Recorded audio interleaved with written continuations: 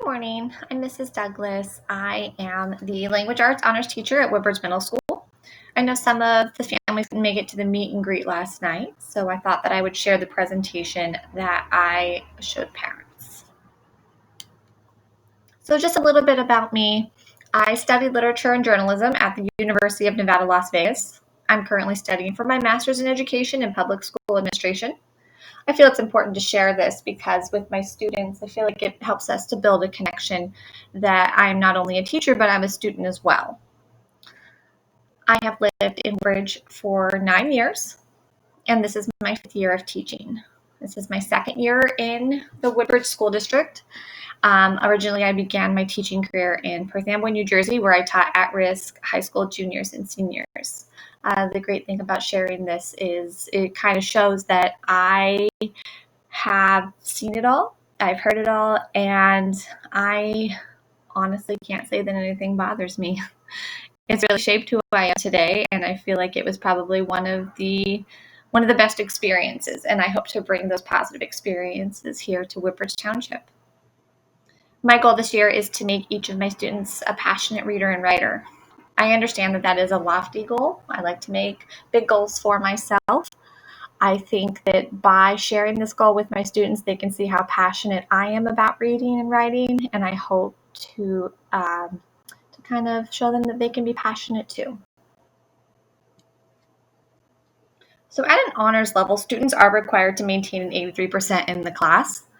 In the event that they're on the cusp, they're at an 83 or an 82, what will happen is I will just either email or phone call home, kind of let you know where your child is at in terms of the class. We will have a conversation with your child to let them know what the expectations are. After that, there will be a conversation with guidance, and from there, there will be, if there's a third warning, there will be a possibility of the child being dropped from the honors program. Students are expected to attend Google Meet daily Monday through Thursday from 7:45 a.m. to 8:45. So far, this has not been a problem. Each student has been on time. They've been active in the class. They're participating. So I'm just hoping to keep that momentum going. Students are expected to contribute to class conversation either verbally or through the chat box on Google Meet. The district is requiring that students' video cameras are turned on to simulate a regular class setting. Again, this isn't an issue that I have witnessed in this class, but this is just to kind of let parents know what is expected of their child. So this is just a copy of a slide that I shared with the class on the first day of school. So I wanted to make sure that parents were aware also of the expectations that I have given to the students. Very briefly, it's just about being on time, being in an appropriate place for learning, dressed appropriately, just like as if we were in school, being respectful, being attentive, raising your hand.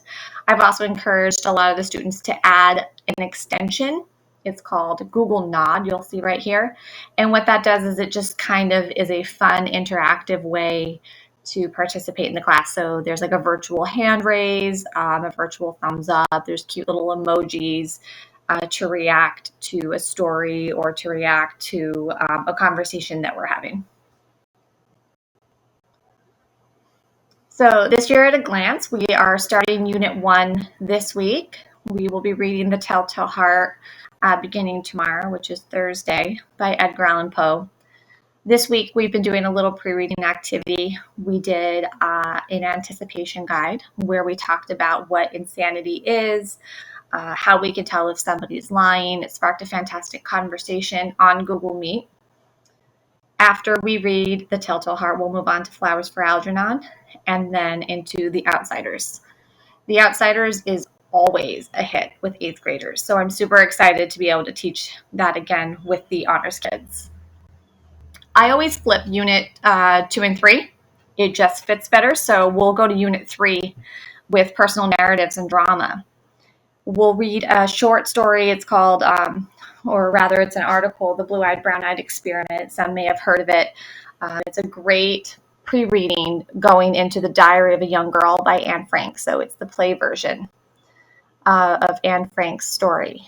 And this is always a really a really great way to open up conversation with students, especially because of doing it near Hanukkah and having these different conversations and learning about the Holocaust and learning a little bit of the backstory. It always is a very positive experience for the children. Then we will go back to Unit 2, which is research and science fiction. We'll look over a little bit of poetry selections before moving into the Hunger Games. The Hunger Games is a very interactive story for me. I love having the kids be a part of the story. I even simulate an arena where they can move through different stations when we were in school, of course, to try to get points to see where they would land score-wise if they were in the Hunger Games. And it's usually just like a memory challenge, some team building skills, and it's usually a really great time. So I'm very, very hopeful to be back in the building so we can do the Hunger Games together. We will finish up the year with Unit 4, Creative Writing, doing a little short story selections before finishing off with the graphic novel version of A Midsummer Night's Dream by William Shakespeare. Each unit has a corresponding written assignment. So Unit 1, the students will write a historical fiction.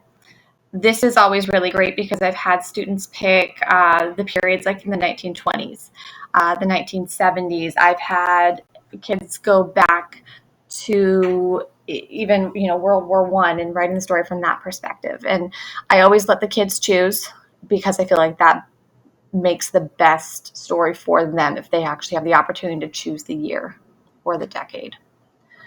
Unit 2 is a research paper, which I know sounds daunting, especially when you think about writing a thesis statement and doing actual research. I let the kids pick their topic. It is always appropriate. It's always approved first through me. And if I have any questions, I will reach out to the parent. Unit 3 is a personal narrative followed by a short story. And what's great is each of these pieces of writing will be added to the students' Google site, which will go with them to high school. So this kind of acts as an e-portfolio that they could even bring along with them to college. So it's pretty great, and it's a great experience for the kids as seniors to look back at their writing when they were in the 8th grade. These are just some of the applications and websites that we're going to use. Membeam, which helps with vocabulary, obviously Google Classroom and Google Meet. Flocabulary is a website I love using. It helps with a little bit of historical context. It helps with story building. It helps with vocabulary. Edpuzzle, Flipgrid, Kami, Quizlet, Kahoot, Google Meet breakout rooms. So Google Meet breakout rooms is something that I'm working on to help so the kids can actually collaborate together. So what the breakout rooms will look like is, let's say I have 4 or 5 different breakout rooms. They will all be visible on my screen. I will have 4 or 5 kids in each breakout room, and I can pop in and out to help the kids with whatever they're working on. And I can also listen to their conversation to make sure that it's appropriate and that they're staying on task. It's a great way for the kids to be able to work together as if we were back in the classroom. Just some additional resources that I'm putting on my Google site is 2 links to a free virtual library in the event that we have some free reading time, or if the kids just need another book that they'd like to read, they can do this for free. This is my little Bitmoji classroom that I built for this year to kind of keep things a little bit more interactive. This is just an example of Tuesday's agenda where we signed up for Membeam. We did the Telltale Heart pre-reading activity, the web quest, and then we shared out what we learned. I changed this weekly, so you'll see at the top we have Edgar Allan Poe up here on the shelf. Anything in blue is a hyperlink, so that way the kids can click on it and go to whatever the appropriate site is that I need them to go to.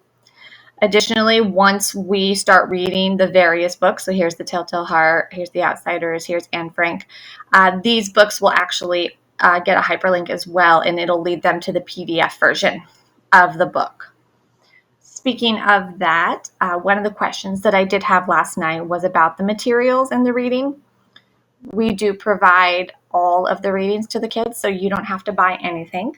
They are PDF versions, and once we get the iPads for the 8th graders, the reading becomes that much more it becomes easier and more interactive with the iPads.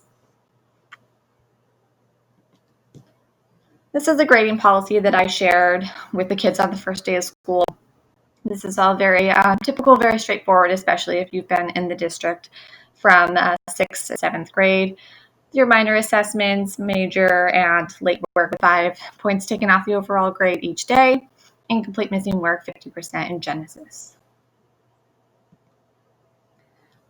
And finally, my contact information. Please feel free to email me anytime. On Twitter, once we get back to our Warrior Wednesdays, we'll post pictures. If the kids like to share their pictures on social media, if it's okay with parents, we do that for extra credit. Sometimes I'll post some of their projects so that way you can see what your kids are doing on Twitter as well.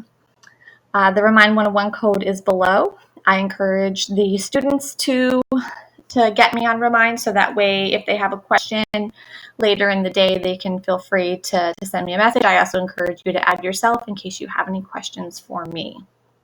I look forward to working with your children this year. Thank you so much for this opportunity.